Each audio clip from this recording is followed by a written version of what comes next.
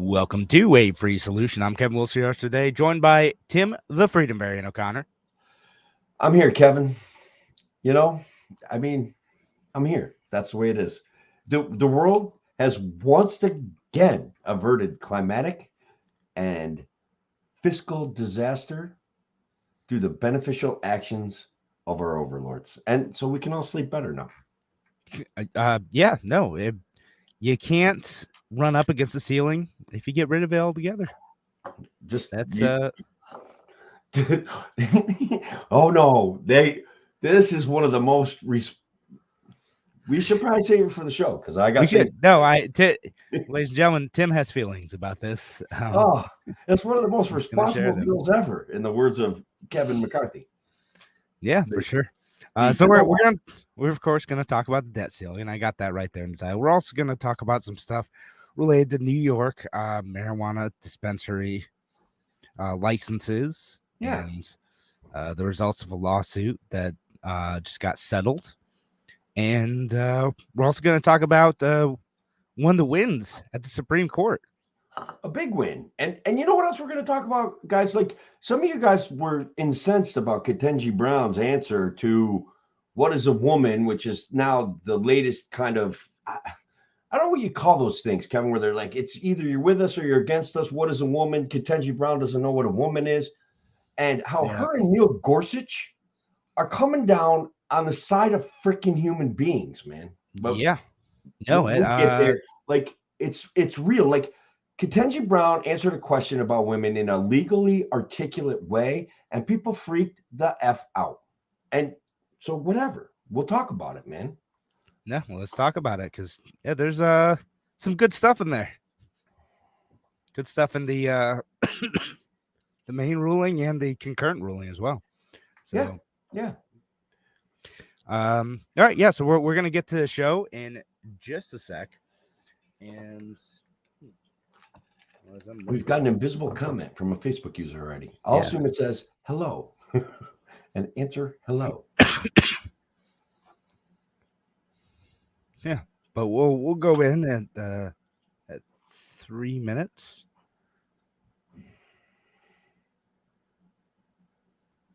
Oh man, I broke something. Oh no! Hi, Alice. I plugged in my extra monitor and it broke my notes app. It blew everything up. I don't know when. Yeah. Just won't open anymore. It's all right. I'll make it. That's how I keep track. All right. We're gonna go live in 5 seconds. Let's do it. Oh my god. Uh-oh, still broken. No, wait. Now, an hour of clarity for exhausted people of our nation mired in toxic partisanship. Left versus right, us versus them. While we pay to keep our politicians fighting, how do we, the people, rise up and solve the great challenges of our time? We do it by embracing freedom and liberty. There may be no such thing as a free lunch, but this hour is as close as it gets. Welcome to A Free Solution. All right, welcome to A Free Solution. I'm Kevin Wilson today, joined by Tim the Freedom Variant O'Connor. Hi, Kevin. How are you? Fantastic. How are you, Tim? All right. I'm all right. You know, I had an exciting weekend. I took my kid to Virginia for some wrestling. He did pretty well. He looked a little small, like by comparison to people that went to Virginia to wrestle, which is unusual. Oh, wow. Well, that's cool. That sounds like a good time. I spent most of my time outdoors. That's also a good time. Yeah, it's a great time. Biked around and enjoyed the sunshine, and I think gave both myself and my son a sunburn, despite constantly putting on sunscreen. Yeah. Listen, vitamin D is nature's remedy. It's nature's cure-all. It's a natural antiviral. It helps hormonal and physical development. It helps your body process calcium. It does all sorts of wonderful things. A little bit vitamin D, good. Sunburn, bad. It's not good for you. Tim. It's not good for you. I'm not going to judge you. I have no proof. No proof. I have no proof. Yeah. There's no proof. Yes, of that. if anyone has any studies on how getting too much sun without sun protection is bad for you, please send them Tim's way. I know it's going to be tough to find. I know, folks. Yeah. But so we are not, in fact, going to be talking about the merits of being out in the sun or not being out in the sun. We are going to talk about the debt ceiling, and we're going to talk about New York State marijuana licenses, and we're going to talk about Supreme Court ruling, and maybe other stuff too. I know we have many folks out there who are listening on the live version of our show. If you're listening on WYSL on Thursday evening, appreciate you being here. If you're with us on Tuesday evening on the Free Solution Facebook page, YouTube channel, Kevin Wilson page, Tim O'Connor page, wherever you are, appreciate y'all too. We got Alice out there, anonymous Facebook user out there. Sorry, I don't know why it doesn't come through for you guys. Cody Anderson. Cody, you are not the only one watching. Patricia is watching as well. But yeah, appreciate y'all being here.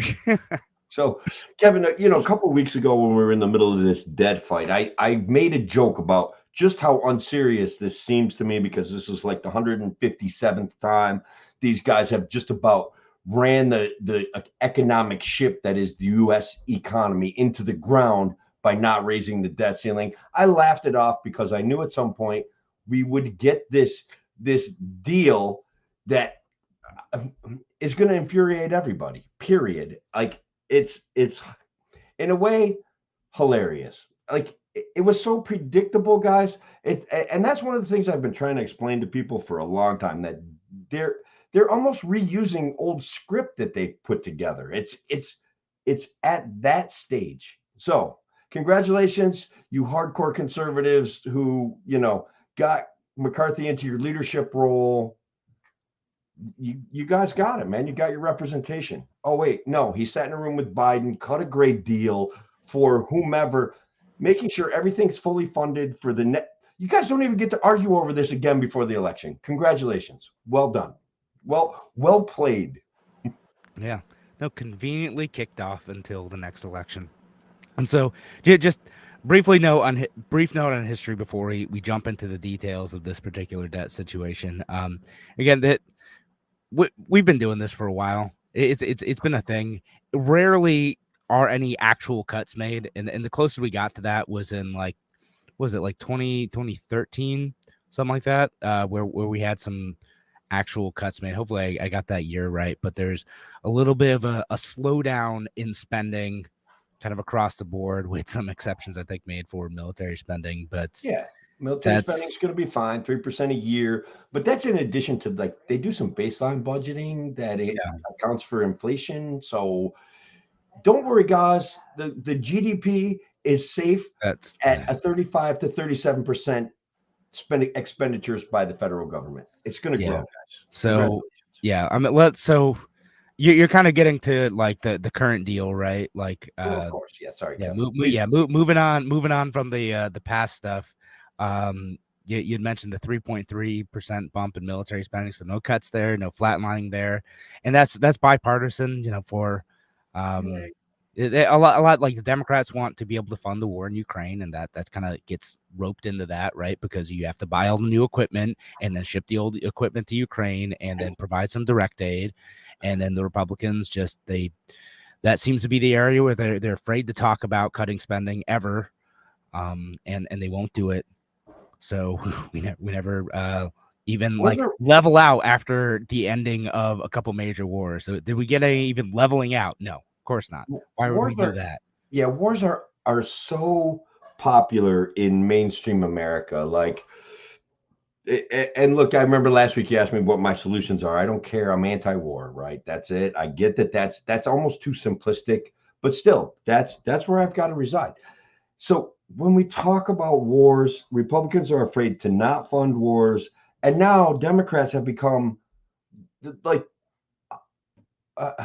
George Bush in 2000. Like, yeah, let's go fight them over there before they come here. Like, let's not have any real conversations about root causes and whatever. They want a muscular liberal state that defends their vision for a liberal democracy, which, like, and I mean it in the like the broadest sense of the word, right? Like a Republican form of government that is friendly to the United States and having a muscular foreign policy that reinforces that, right?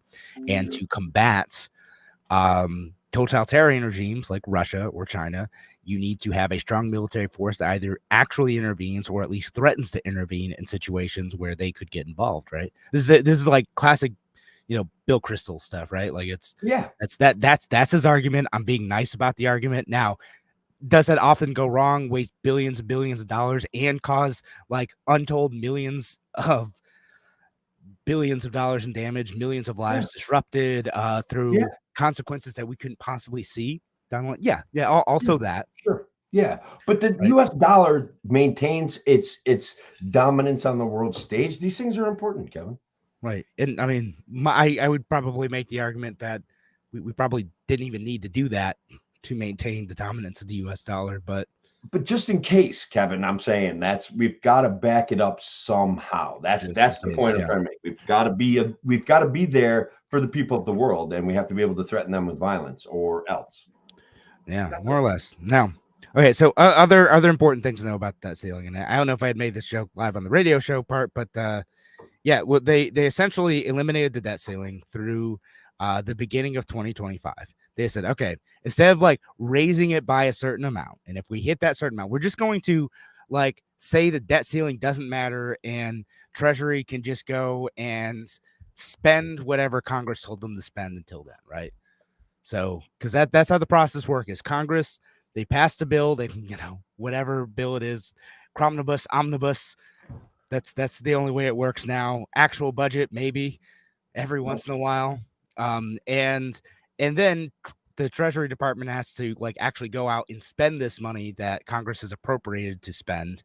And the thing that's caught up is like, well, we've been told that we can only spend this much money, we can only issue this much debt. We need to be able to issue more debt in order to spend this money, right? We need to sell some bonds. We need to do our thing, right? Yeah. And so the terrifying part about this is because they didn't commit to any specific amount, and because essentially I know with inflation it's going to be like sort of kind of like people are talking about as cuts, but it's still 1% increase, not over what it was pre-COVID, but a 1% increase over what it has been in an emergency situation, right? And until very, very recently, the Biden administration and Congress has treated us as still an emergency situation that warrants a massive increase in spending. We've spent $6 trillion over the last 3 years in just COVID stuff on top of like other things as well, right? So $6 trillion, and now we are adding on top of that. Not saying like, okay, we're gonna go back to 2019 levels. We're gonna go back to what it was before. We could have just done that. And it still would have been bad. It still would have been awful to do that, but it would have been better than like, well, we're just gonna keep piling on, but maybe at a slightly slower rate of piling on than what Democrats wanted. Right. So what I think that one of the end results where it's going to be felt by us, the ability for Congress to not have to negotiate over omnibus spending, is a continued devaluation of the dollar and perhaps an accelerated devaluation of the dollar. Like, I'm not necessarily doom and gloom like we're going to collapse like Venezuela, but I am really feeling the devaluation of the dollar in my personal life, as I am sure most of you are as well, especially those of you on fixed incomes, especially those of you looking at retirement, especially those of you looking at the challenges of everyday life and seeing that gas prices are maintaining, getting closer to $4. Like, these things, and food, guys, food is it. That's what this kind of spending ensures is going to continue in the future. And the argument that we're actually spending less if we budget in for inflation is actually terrifying. Like, it's actually terrifying me just a little bit. It is not the right way to govern. Well, I mean, that's how they think of it. All right, you have to increase it by the amount of inflation. It really is effectively a decrease. So therefore, we're cutting spending by only increasing by 1%, and the mean Republicans are cutting spending too much, whereas libertarians are like, oh God, we're in such big trouble, and you guys don't even realize it yet, or maybe you do and you don't care because you think you're going to be fine. Well, they can kind of write checks at the post office and just cash the money, and they'll be fine.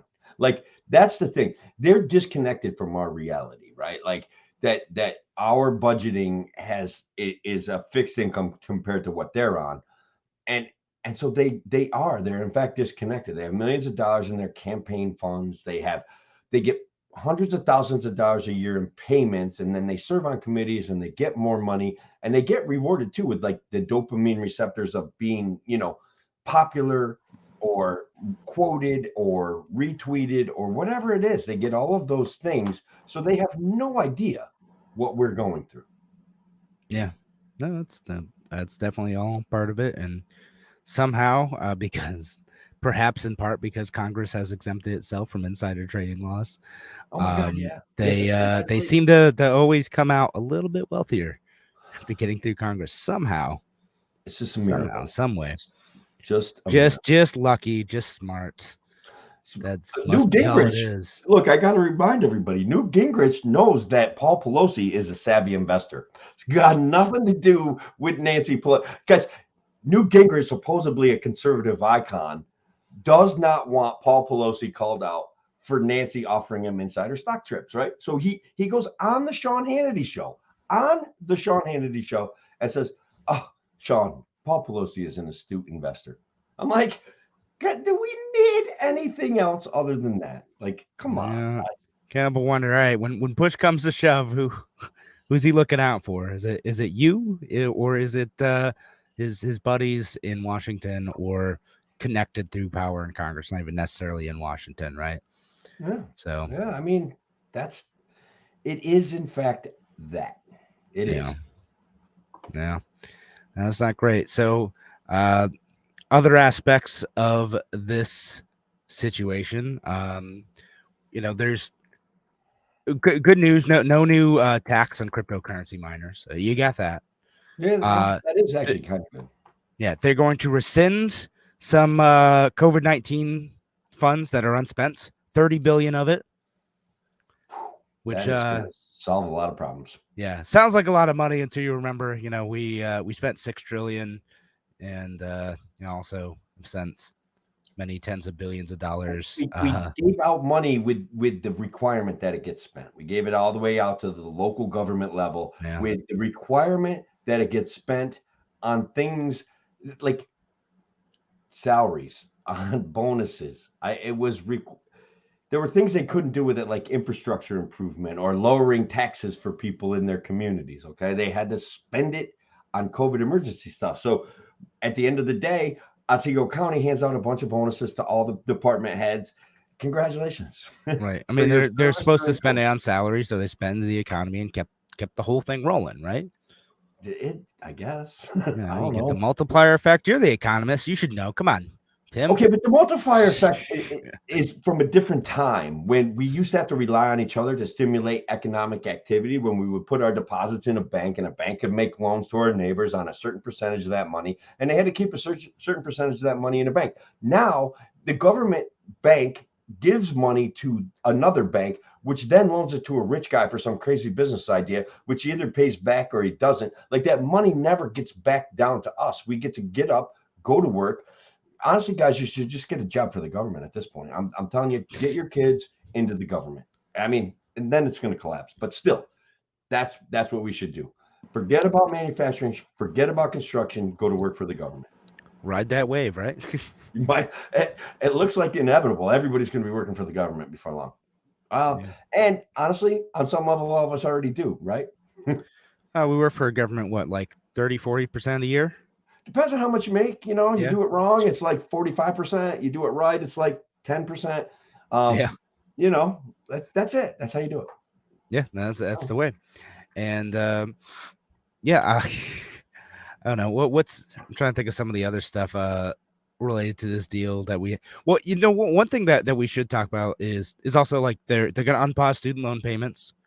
So unfortunately for me, means I'm gonna have to start paying back my student loans. You haven't been paying back your student loan? Absolutely not. Paused?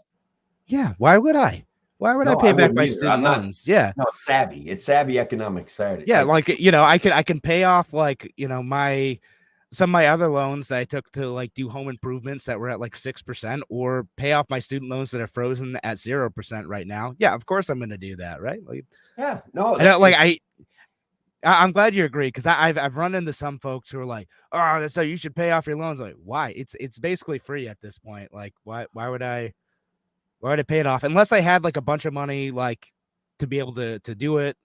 Right now it makes more sense to pay off other debt. It's just no, how it is. I read several books when I was younger about how to get rich, you know, and it's like anytime you can borrow money at a 0% interest, and anytime you can keep money at a 0% interest and it's not yours, like you have a liability that's getting charged 0% interest, any single time, any way. And even if that money is lower than the rate of inflation, if you want to be wealthy, you should jump on that. So I commend you, Kevin. Yeah, I would have. I would have you absolutely. see what I'm doing. Yeah, I would have absolutely done it. Absolutely. Yeah, and we got Joseph in here saying I've been paying back my student loans either, even though I've worked full time throughout the process. Yeah, and just No, it's that is an economic reality. It's cool that you guys are actually. It's cool because a lot of people haven't given it the thought that you guys have, and either paid them back or borrowed more. Like there's other issues you can get yourself into. Yeah. Now, is it good for the long-term financial health of the United States? Well, maybe not, but that's, a much bigger problem than me. That's Yeah. No, and honestly, the whole student loan debate is a drop in the windstorm compared to what we spend on the Pentagon money and defense and in general. Entitlements, which they won't touch either. And maybe we could talk about that next segment for like a minute. But sure. Yeah, like the entitlement stuff, like no one will touch that. It's always like discretionary spending, as if like we can't like discuss what makes up a massive chunk of the budget as part of like how do we get our financial like house in order. Right. And Queeter throwing out some stuff to make trouble. If they can print so many dollars, why do we pay taxes? That was kind of him and I were like use that as a campaign slogan when we were running for state senate. It absolutely is reality. If they can just print money to pay for themselves and their largesse, why do we even have to pay taxes? Well, why are we even pretending that we're going to pay this? Just say like it's fiat currency. Just say you have it, and then we have it, right? Like it's fine. It's gonna work. A big, huge platinum coin. Wheel it out. And that's right. Look, it's worth $1 trillion, everybody. Congratulations. We have the money. No, that's what we have to do. And I don't remember where I heard it from. Were you the one talking about Joe Biden like pulling a coin behind someone's ear? Or was I listening to another podcast about that? That must have been somebody else. But you and I were joking about how the $1 trillion coin should be really big. And I was kind of like, let's, right about here. Just do a small coin. All right. But anyway, thanks again for joining us here on A Free Solution. We're out for the first segment at WYSL. We will be back in just a few minutes. Talk to you soon. Get some good comments out there, man. Yeah, no, in a bunch today. So we got Tom. I'm sorry I don't recognize you you're just Facebook users. That's all it is, man. I don't know if you're Tom. Brian sometimes is commenting as Facebook user. I know what to say. Like you just StreamYard has not given you permission to show your face. StreamYard fears you, Tom. Yeah, that's the way it is. And, so go ahead. No, I was just thinking we should get back at it because I've got some action-packed stuff we got to get to, and if I start wasting it now, like it's content, Kevin, pure content. There you go with the jokes. All right, we'll go back in 10 seconds. I don't even care. I'm not going to make it even numbers this time. Good. You're a pro. We're going to go back at 2420. Welcome back to A Free Solution. I'm Kevin Willis today, joined by Tim the Freedom Varian O'Connor. I'm still here, Kevin. We were talking about the debt ceiling. We're going to add some color commentary to it. What do you got? Yeah, no. So we're talking about that. We're also talking about like the entitlement spending side too. So it's like the Social Security, Medicare stuff, which as a reminder makes up like a massive chunk of what it is. It's like now I accidentally closed out my tab with the number. I think it's like 60% of spending though. As I And we never want to touch this stuff. Like Republicans, as much as Democrats want to say like Republicans are going to cut Social Security, Republicans are going to cut Medicare, they're going to gut these systems, they scare people. They never do. Yeah, they're not going to do it. They won't. And the Republicans keep saying they won't. Trump has said he won't. Like no one outside of like Rand Paul, even then maybe, I don't even know if he has. Maybe Ron Paul, has anyone actually talked about cutting like Social Security or like anytime debt ceiling arguments come up, the left, the blue team goes right to, they want to cut your Social Security, and it's kind of like, at some point we should make some changes to the Social Security system because everybody gets ripped off their entire life by the Social Security system, and they don't really ever get what they've invested into it. Like you don't have to be a Paul Pelosi level astute investor to take the money that the government steals from you for Social Security and invest it yourself and end up with a nest egg. Okay. Like that's a real fact. And the government, like Kevin, guess how much the government owes the Social Security Trust Fund? How much? $1.7 trillion. Kevin, guess what the value of the Social Security Trust Fund is? Is it less than that?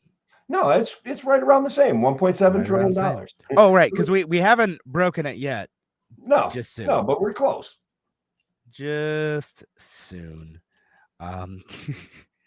Yeah, like the mandatory spending, I was pretty close. It's was it 4.8 trillion of the total 6.8 trillion in federal outlays in last year, or 2021. So right. Yeah, it's a good chunk. And here's the thing, again, we got this one from this guy on YouTube who's a Real Mav1 who says, why would you cut my income that we live on? Right. And that's how a lot of people feel about it. And it's understandable, right? Like, right. I'm sympathetic to what he's saying. Yeah, because like you're paying into the system and you're like, hey, I should get this back, because that's how Democrats and Republicans have framed it. That's how politicians have framed this. Like it's an entitlement program. You're entitled to this money because you paid into this, and therefore you should get some of that back. And I'm not begrudging you, like, or trying to misunderstand that you may rely on that money to live. What I'm saying is that it's going to go broke. It is a Ponzi scheme. And the way we structure it now, we will end up with not having money for that system. Like it is going to break. Like full stop. Like it's going to break. It is not sustainable as it is structured now.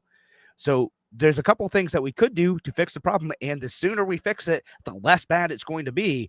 But instead of taking those mature steps in addressing the problem, because we knew about it 40 years ago, we keep pushing it on. Back in the 1990s, saying that the Social Security Trust Fund is going to be broken in the 2030s sounds far away. Now it's not. It's here. It's only a few years away.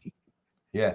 The issue where I have to agree with Real Mav on is that this is a situation where they've already been stolen from, right? Their tax money from not just their paycheck, but the employer on top offering another 7.5%.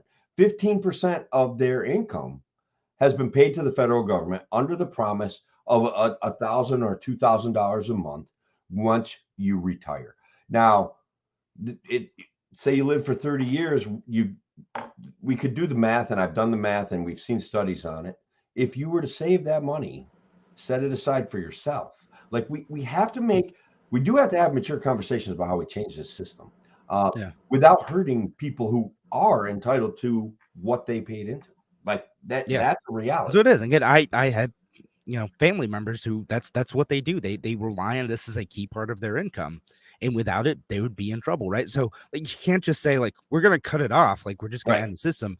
And I don't think anyone like on the on the side of reform is saying that like at all. No, I mean maybe a few, like there's a few like diehard anarchists who are like, just bring down the system. But that's not most people. They're saying, okay, how do we restructure this in a way that's going to allow people who depend on it to keep being able to get an income because they were promised this and now they're dependent on it, while either shifting away from the system or at least making it so that it's not so reliant on we need young people to work for this long. And like ultimately like the system was built with their retirement age at 65 with the expectation that people would only live a few years after that.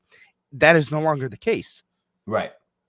There is, and then even what they're already, any adjustments that they've made have been decimated by the level of inflation over the last few years. There's a very real issue that Social Security recipients are facing. Whatever plan we come up with, and again, I could come up with a plan that's better, that would protect what we've got going on for people like Real Mav and Alice and, my mom on some level, like for Brian, like we could come up with a plan that guarantees a better future for young people and fixes this current situation. Right. We've got to do it or it's going to break and the dollar's going to be worth nothing. We may spiral into a Venezuela style kind of socialist existence. Yeah, and since we're on the subject, like super high level, like instead of just being like, we should fix this problem, we'll throw out a couple solutions, right? I'll start with one, which is that like you could just say it is wealth based, right? Like you could just say like you only get this funding unless you make over a certain amount, right? Right. That's part of it. Now, because that what ends up happening is a lot of times older people tend to be wealthier, that you have worked your entire life, you have saved in other ways, you have made it so that like there are many people who are of retirement age who do not need Social Security to supplement their income and to survive, but they get it anyway. And the reason it was designed that way is because the designers of the program, and people still feel that way, is that if you switched it to a means-based, means-tested program, that it would be likely to be cut, that people would be like, forget about the poor, like we don't need it anyway, who cares? And they thought by making it for absolutely everyone, that's how the program survives into perpetuity. But that politically savvy design, and I think it is a politically savvy design, is part of the seeds of its own destruction, in that you could fix some of the problem, at least for many years too, by means testing it a little bit more. And just saying, a little bit more rigorous means testing would go a long way to solving the current problem. Now, I had read a study or an article about that, and I'm not sure if it's important for the radio show, but I want to talk about it. One of the ways that they can maintain it as a tax and not as a retirement plan, where they would be also judged by their ability to provide some sort of return, is that if they pay it back to everyone, it is still a service that they provide everyone. Even though they means test Medicare and Medicaid, they are afraid to means test Social Security, because then the argument would be that it actually belongs to individuals. And so then those people wouldn't even have to pay in. I don't know. It was very, that's part of it, right? Is because like the idea, like even though it doesn't actually work this way, the idea is you pay in and then you can see it on this, like, through the Social Security Administration, how much should I be getting because I paid in this much. And now people feel like, understandably so, because you've been paying in for a while. Well, I paid in and should be getting this much. I am owed that money. How can you take away my money? Mm-hmm. But I hate to break this to you guys. It was never your money. It never really was. That was always a fiction. The government, at any time, they took your money with like the vague promise that they're going to give it back eventually. Yeah, sorry. Like I do not expect the government to fulfill their promises, because ultimately they're going to have to break them. And same thing with like, we could see the same thing like pension structures too. Like I don't trust those for much the same reason, is that like you see this with pension programs at state and county levels, is that eventually when you don't have enough coming in, the promise of being able to pay a pension for life at a fixed rate does not work. If you slow down at all on the number of people contributing to the program, and it's collapsed, and they've had to restructure it. And that's why having it so you actually own your own funds would be a lot better. And like the not exactly libertarian solution, but perhaps a somewhat better solution would be to say like you are required to pay a certain amount into like a 401k or something, right? Like that's the other. It's like you have mandatory retirement savings. You actually completely own these retirement savings and treat it as if it were a 401k, but you were required to save for that. Right.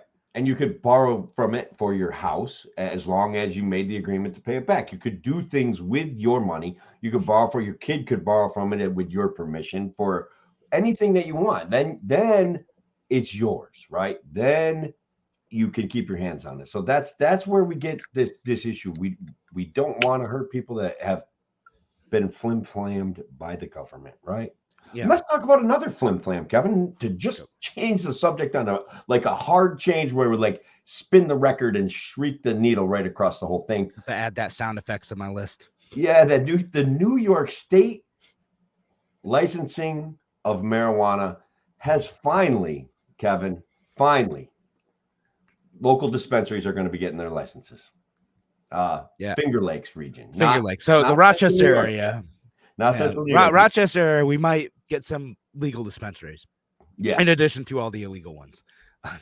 yeah. Well, they're still there. They're trying to shake them down. They're trying to shut them down. But so whatever. They're operating outside of the specific licensing requirements. So guys, basically what happened, right? This whole thing looks like your typical government like flim flam. First of all, the whole licensing thing was this virtuous signal of let's make sure that people who have been affected by our bad marijuana laws for decades get a fair opportunity to be the first licensees. And so as a libertarian, I'm like, well, licenses are crazy and silly, but this at least sounds somewhat virtuous. Okay, so that's great.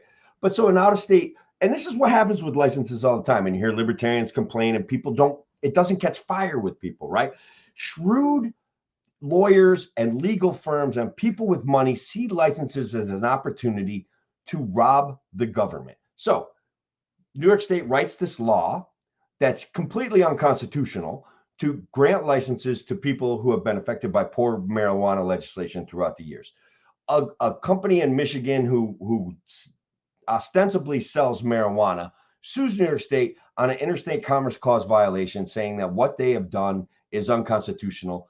A judge, probably getting paid off, grants an automatic injunction to this company in Michigan, Right. saying these licenses can't be granted because it looks on its face to be unconstitutional. But guess what, guys? Right. And just say the fundamental issue was that the Michigan company was saying that New York was treating New York residents preferentially, New York residents and companies preferentially over everyone else, and that was discriminatory. So that's why New York State could not say that like it would give preference to people living in New York State.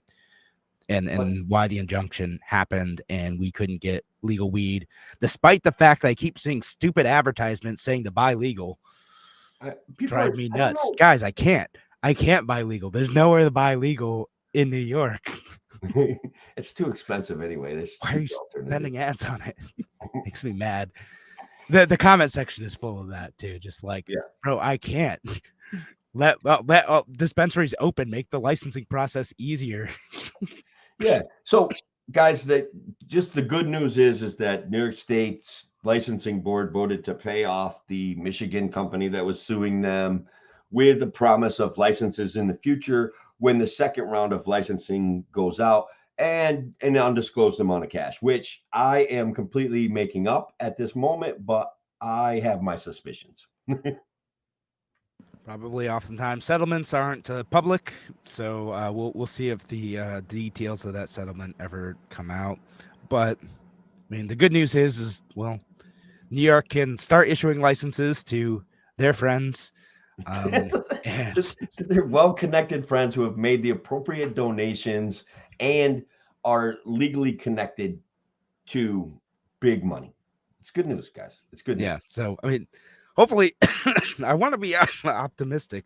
Hopefully, the license process ends up over the course of 10 years and after a whole bunch of unnecessary cost and struggle being fair and actually equitable and easy, and people can go in good faith to go and get the license and start a business and do their thing, right?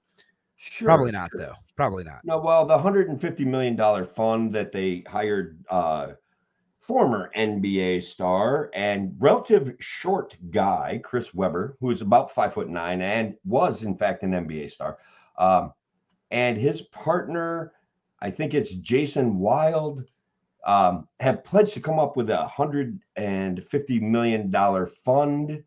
But as of December 1st, they had about roughly, as near as anyone can tell, $0 in the fund. Right.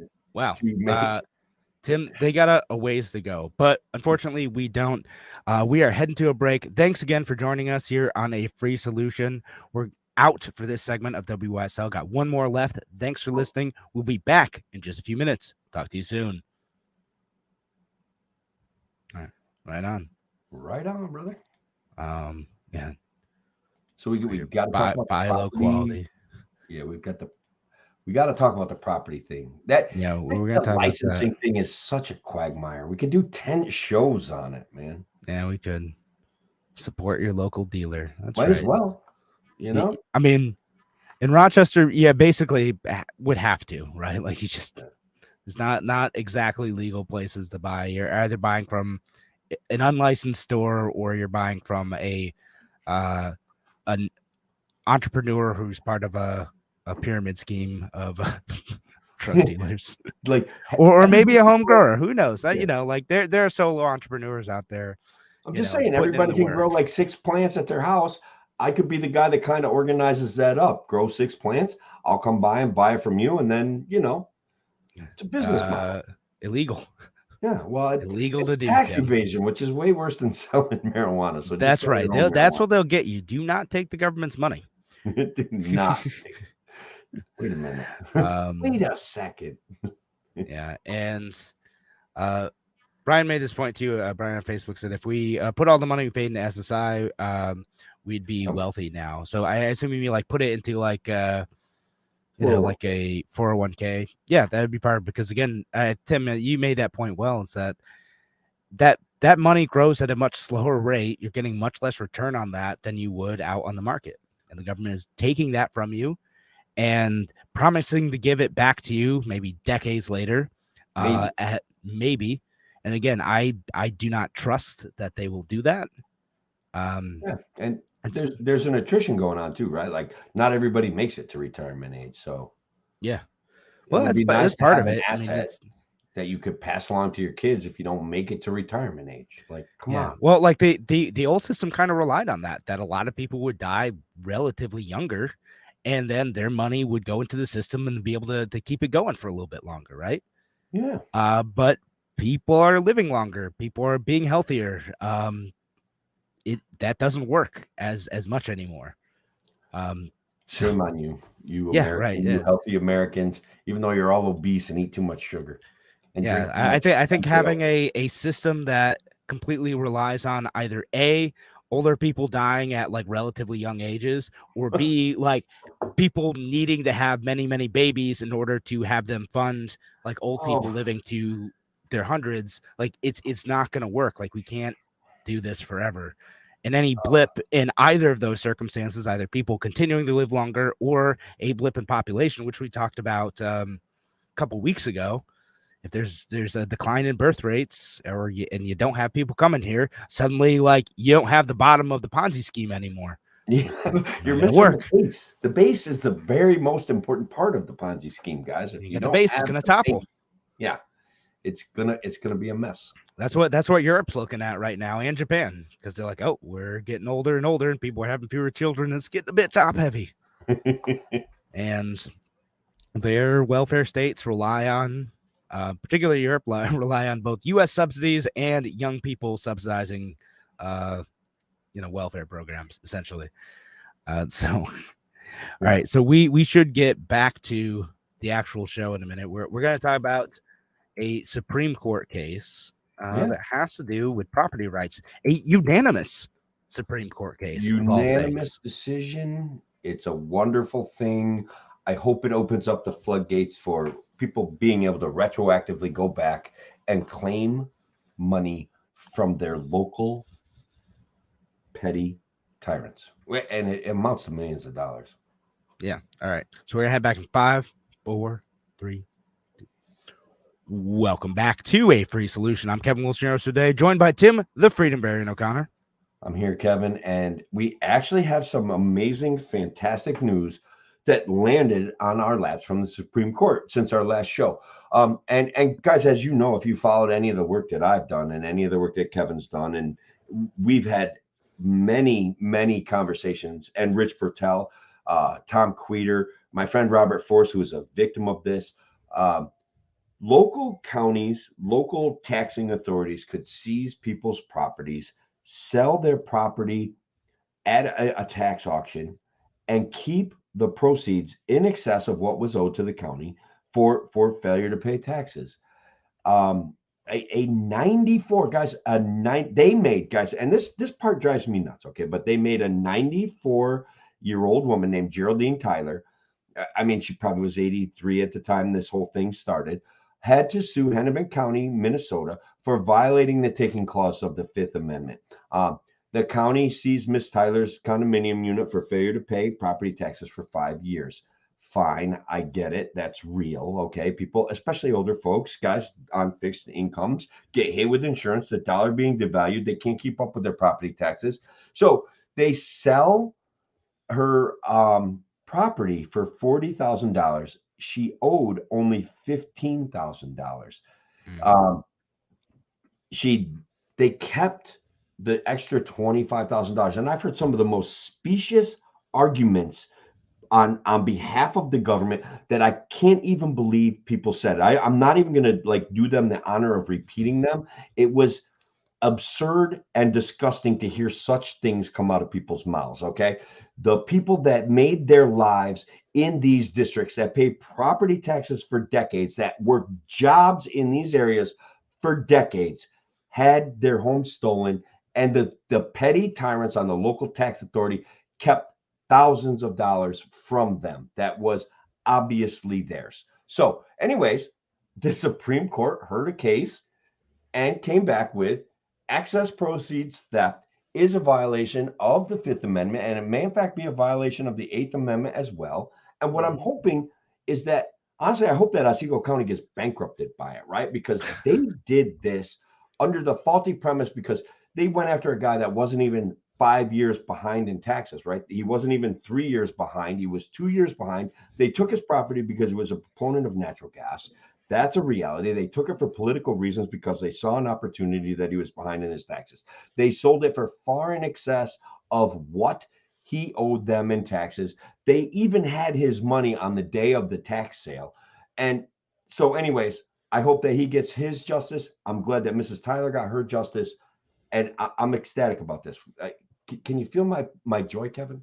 Yes, I can. And you're right to be joyful, because this is a great win for property rights. And and I think that's what most people think, what most people assume ought to happen in these situations. Okay, if the government has decided to take your home, and libertarians get like all sorts of bristly at this, take your home because of back taxes, because you didn't pay your rent to the government.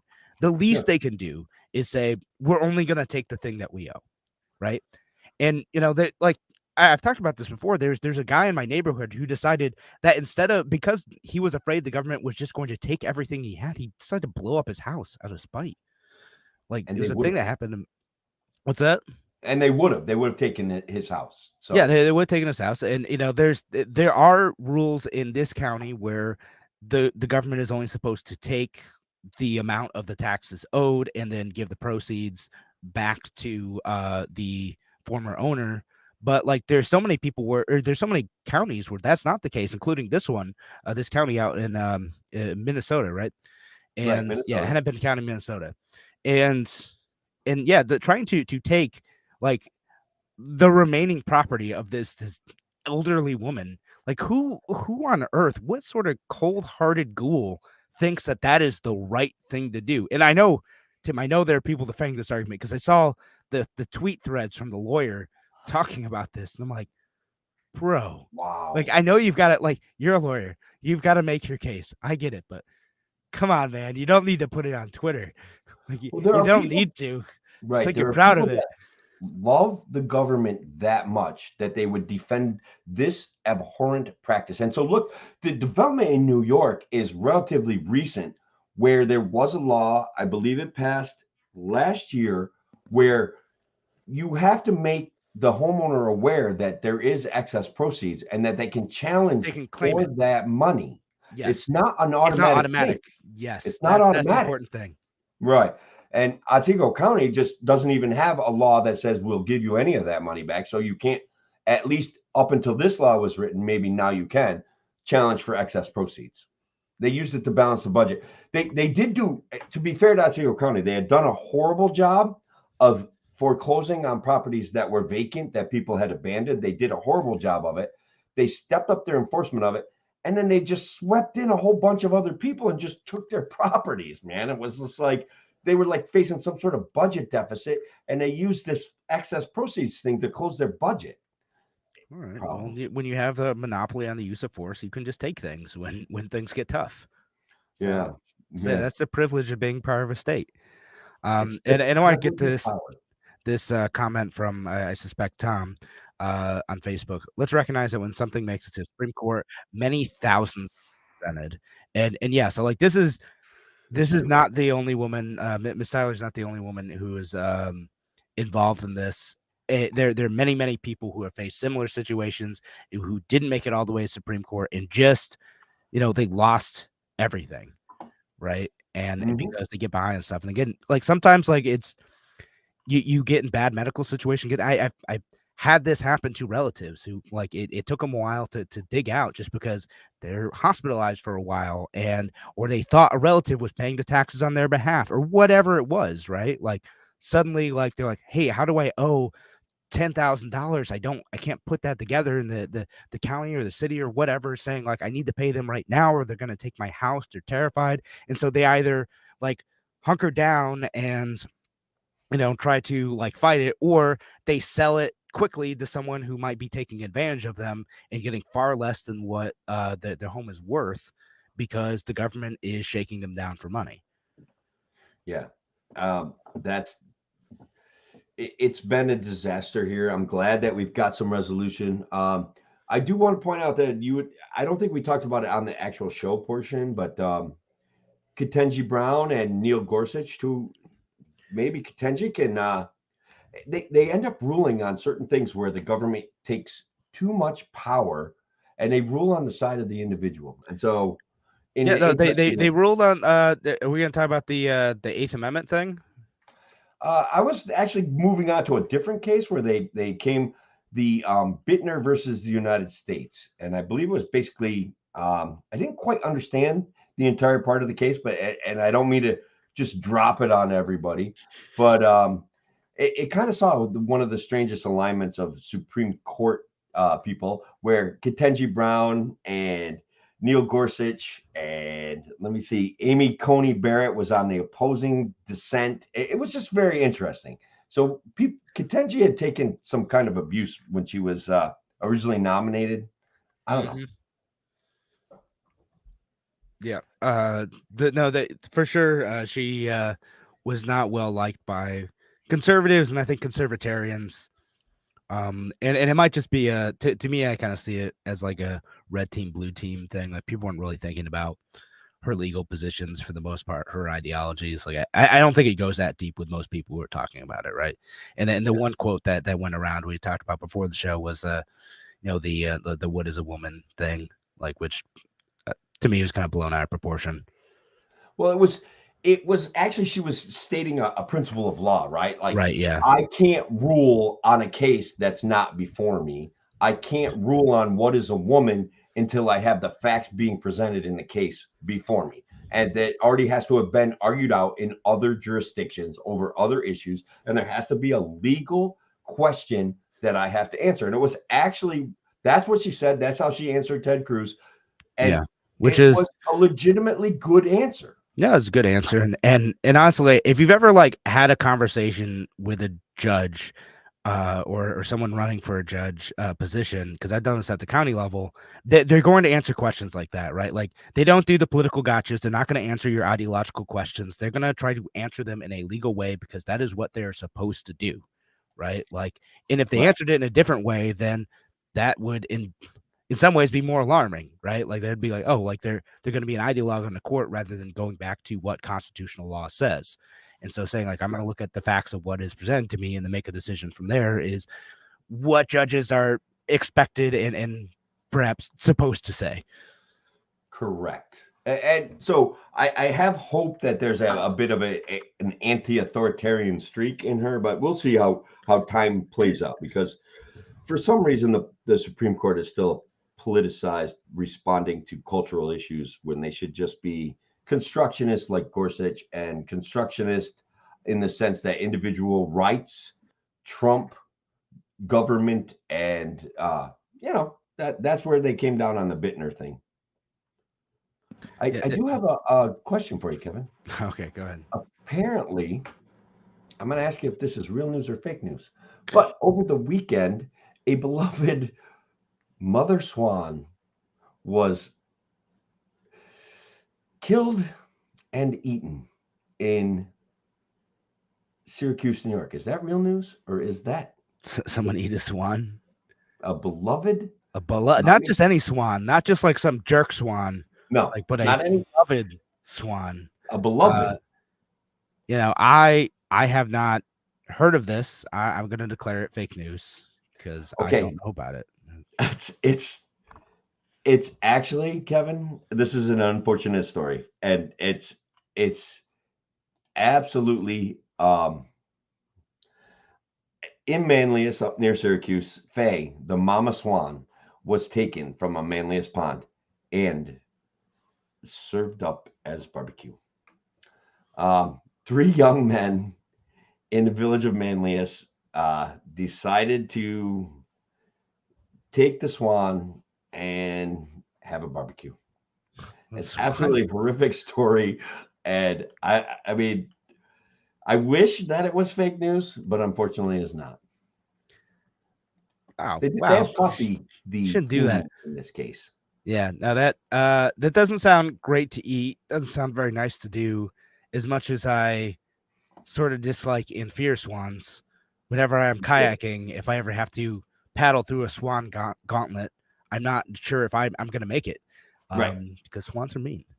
I did Google search how swans taste, and it's just things that run through my mind before the show. Apparently, they have a very fishy, oily kind of taste, and that it can be mitigated somewhat if they are fed oats, a steady diet of oats, and then perhaps they are somewhat delicious.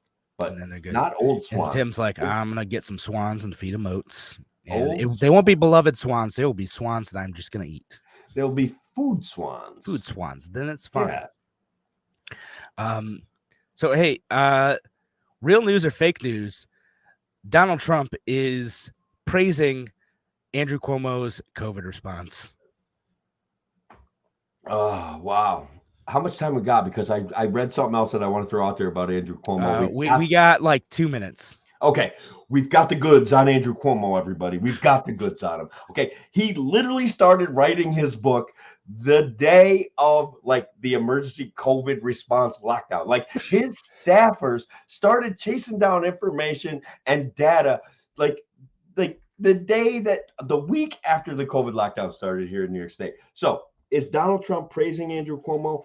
My God, in clown world, I've got to say that's real news. It's got to be real news, Kevin. It is real news. Oh my God, no, it's not. I don't want to. No, it is. Well, because he wanted to say that New York did better than Florida in the COVID response because he's running against Ron DeSantis. Oh my God, that's the whole thing. Like there's no other thought to it. Like Ron DeSantis, he's like, that's my opponent. I'm gonna go after him. Even New York did better. Look, there's so many things for me to argue with Ron DeSantis about. There's so many things that what I really want to condemn, though, Kevin, is this constant, nonstop freaking clown world clownisms that keep coming out all over the place. This petty bickering, this absolute nonsense. That I don't even know what to say other than I don't know if it's real that Cuomo like praised him back. I saw like a screen cap of that. I don't know if that's real. I couldn't confirm it. I tried looking for it.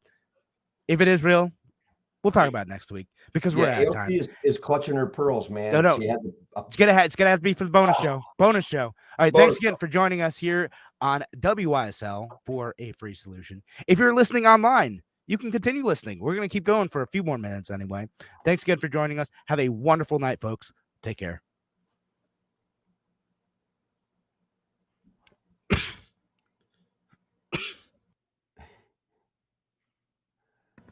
Sorry about that Ketanji Brown thing. I had the details fresher in my mind, and then when I got squirrely and upset about talking about the Supreme Court decision, I kind of lost them. And so then when I went back to find where my mental spot was, it was gone. It was just gone. I had a basic understanding of why they ruled together, and it had to do with the leniency clause or leniency clause, and it was really cool because some bank or some government agency had imposed these ridiculous fines for some sort of accounts and blah blah blah. So I lost track of it, and I apologize for that. Man, I dropped the ball there. We didn't get quite the dead air, but I could tell you were like, Yeah. I literally don't. He needs to say more, and I'm like, I don't have anything else. It's on. It's all right, ladies and gentlemen. You're getting a look inside the mind of Tim O'Connor. Of the impulsive broadcast journalist and freedom variant Tim O'Connor, because I will skip all over the place. Yeah. So this AOC, What were you saying about AOC? AOC, bro, she's clutching at her pearls, man. There's parody accounts have been big on Twitter lately. We have a libertarian cohort that does a lot of really good parody accounts and occasionally catches somebody and makes the news, you know. But Yeah. so there's a couple even tighter, like one that specifically parodies AOC, and so AOC is like clutching her pearls about it. How it went down is something along the lines of she made some sort of comment, and then Elon Musk interacted with the fake account. And so now, the AOC press release account is a parody account of AOC. Right. With a blue check. Yeah, and it has a blue check. And it even has in its name, parody. Like you've got to kind of click on the name to see the word parody, but it's right there in her name. And they originally posted something like, "This might be the wine talking, but I've got a crush on Elon Musk." And of course, Elon Musk posted back some sort of like fire meme. And so now AOC's like, and her crew squad, people that stand up for her are like clutching at their pearls, just saying disinformation. And now AOC came out with a lengthy tweet explaining how Elon Musk has enhanced and driven traffic to her parody account, and she and her team are going to decide what to do. Right. Well, I know. It's like, it's a little bit weird, right? But like, it is totally weird. I love it. Yeah, like the people who make all the stuff like, oh, AOC's in love with Elon. Like it's been like a thing for a while. Like I don't quite get it. But also their parody accounts out there is clearly labeled a parody account. People are just being jerks on the internet, which is not illegal and no longer against platform rules. So you can be a jerk on the internet. Before, man. Yeah. So, I mean, I saw your retweeting account that may or may not be real from Liz Cheney. It looked real to me. As is Cheney family tradition, I would like to invite anyone who disagrees with me on a hunting trip. Honestly, I mean, if you think about it, it seems legit. It felt right. So it had some truthiness to it. It's all good. Yeah. I mean, you can get shot in the face by accident, of course.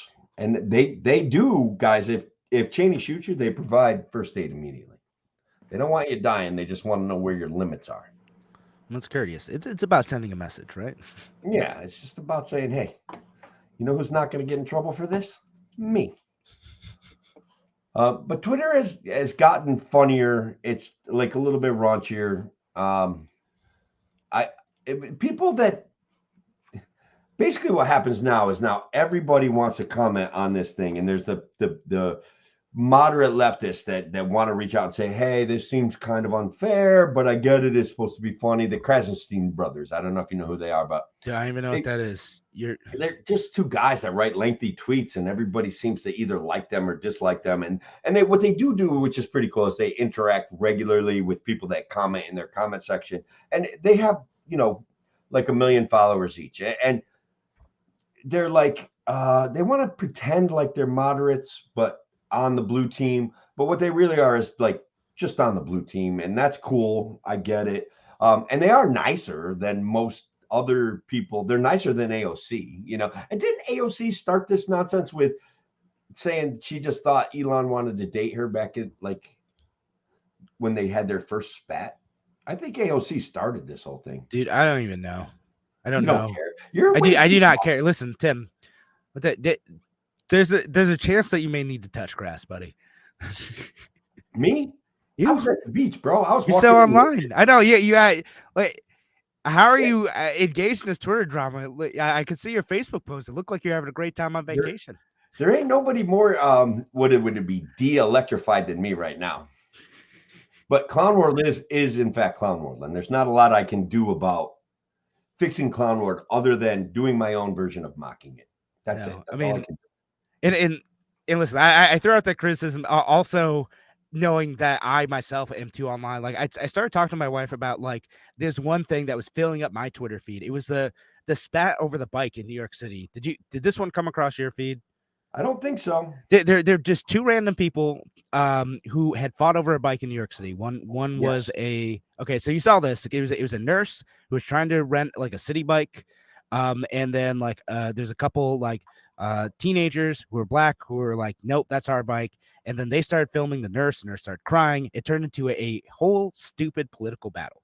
Oh Right? my God, Like, it was awful. like just and like it's going back, it's filling up my feed, and like a few days later, I talked to my mom like, man, is this blowing up your feed too? She's like, I've literally never heard of this thing before in my life. She's so Right. lucky. Yeah, and I was like, wow, that's your version of Instagram. Sounds nice. Like don't come to Twitter. Like it's Don't an come to awful Twitter. place, because it turned into a whole thing where like the left side were like, look at this white woman's tears, she's trying to like endanger like these young black men, and then the right wing turned into like, look at these thugs. Guys, it was a misunderstanding. If there wasn't a video of it and no one saw it, like it would have just been like three people had kind of a bad interaction and then moved on with their lives, and that would have been it. And now she's like maybe gonna lose her job. She might lose her job. The families are getting like threatened too of the young men, right? Like, and they're kind of being jerks, and she was like it but they're also teenagers, right? Like they're in their mind, like the whole thing that happened was like they were using this the electric bikes. They ran out of time for like their free version of the bikes, parked it, and then we're going to take it after a few minutes to ride some more, so they could keep getting like the free and low cost version of the bikes. And then this nurse is coming out of her 12-hour shift, whatever, like 5 months pregnant, being like, no, that bike's docked, I'm going to take that bike.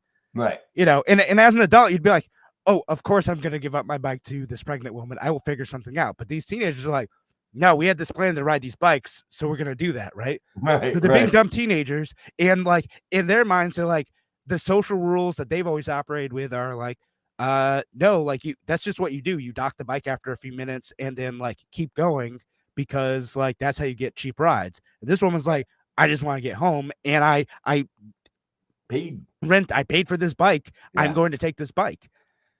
Boy, it's funny because that was like the perfect example of like, I literally hated her guts at first, right? Like I'm like, I can't stand the overreacting, help me, I'm a victim just because there's a couple kids like being nasty to me. And then I find out she actually paid for the bike and it was actually docked. And I'm like, all right, I have to hate her less. And then I realized, because I didn't realize what you were, but then I had to realize like, we do get caught up in this everyone projected their own political thoughts onto this, right? Oh my like God, everyone put it in their own framework of like either like the Black Lives Matter framework or like the thug and crime framework, right? Like everyone plugged it in there when this was just a mildly unpleasant reaction, like interaction that like ended up getting resolved peacefully.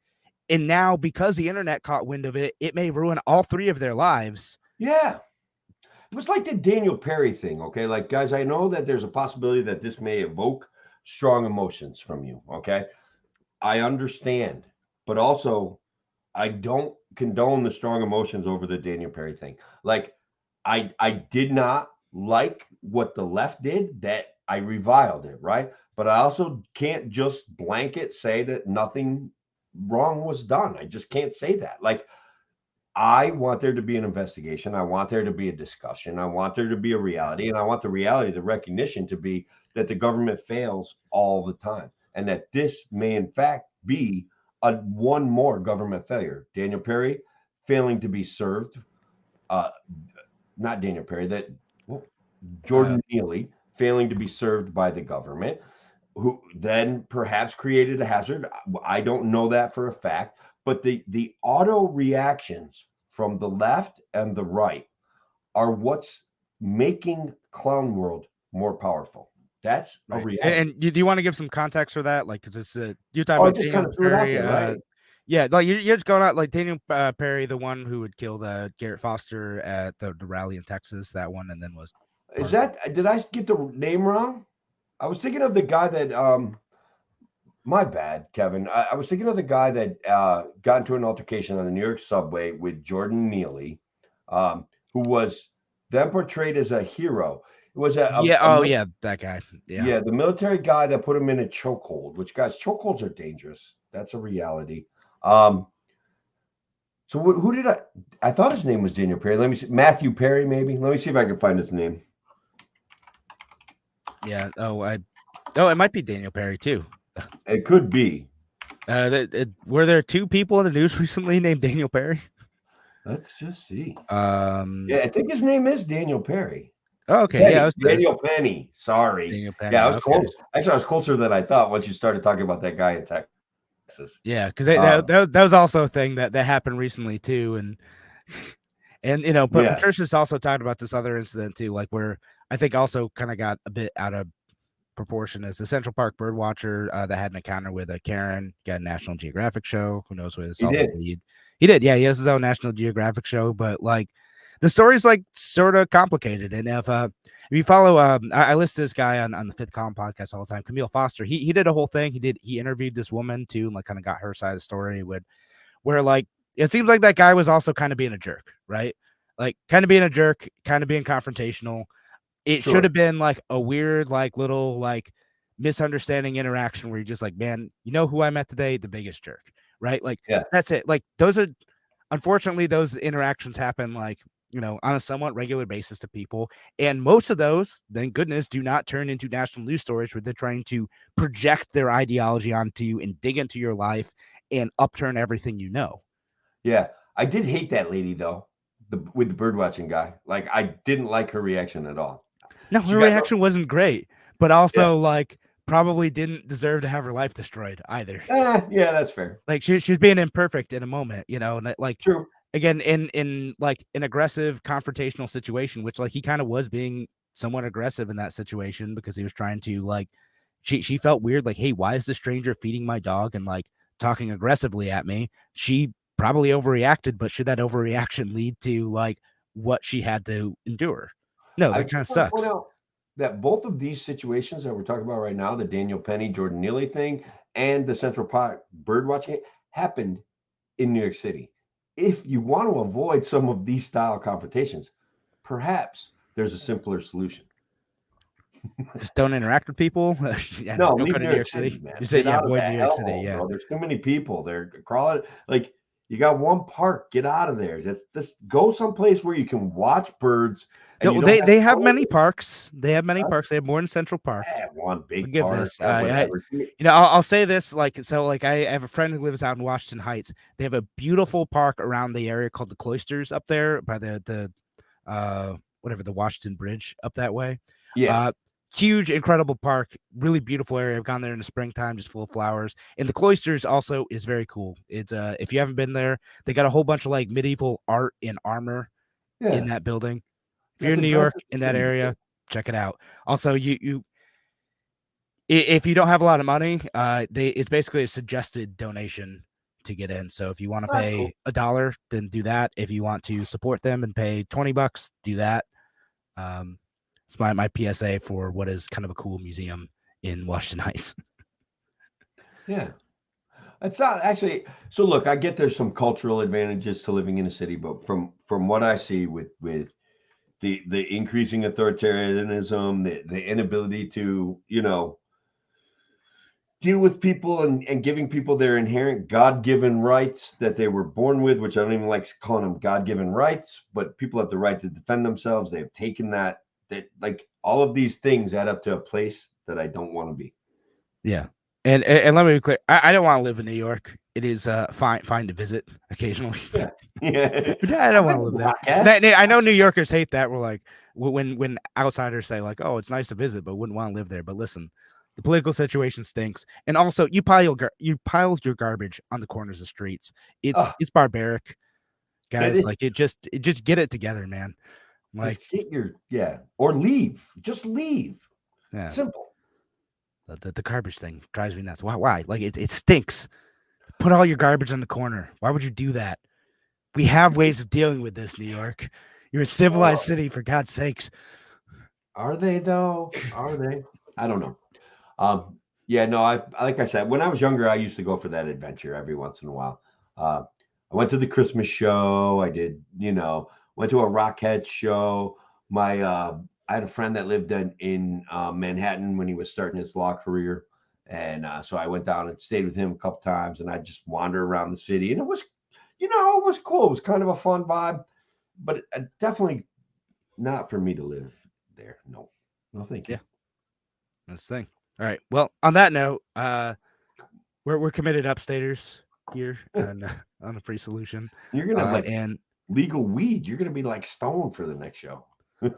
I don't think that that's going to happen. B, I could have always gotten weed. Like that was always an option. Like, I'm not going to let the government stop me from that if that is what I really wanted to do. I have smoked before. I don't but not in a while. Like it's not really my thing, Yeah. Same. Actually. Yeah, I just think it should be legal. I don't. Yeah, same. It's like, yeah, I don't we shouldn't be throwing people in jail for it. That's no. You can grow in your backyard in a 5-gallon bucket. The plants get huge. People shouldn't go to jail for it. That's it. Sorry. Yeah. It's a medicine. Yeah, no, there are definitely medicinal purposes, and I know folks who take it like legitimately for like they have like medical reasons to get like a medical marijuana card, and they use it for pain management and a few other things, and it works well for them. So. Yeah. Sorry about the bad news about the swan, everybody. Like that was I just had to do it. You bum people out, man. It was timely. I'm sad for the swan. Kind of like a park swan, It's like at the pond in the middle of town. Everybody knew the swan. Some kids decided to eat it. Just awful. Yeah. Anyway, now that we're going to be leaving you on a bummer, we're going to end the show. Come back next week. I'll have more fun stuff. Yeah, Tim will tell us about other beloved animals who were eaten. All right. Sure. Have a good night, folks. Take care.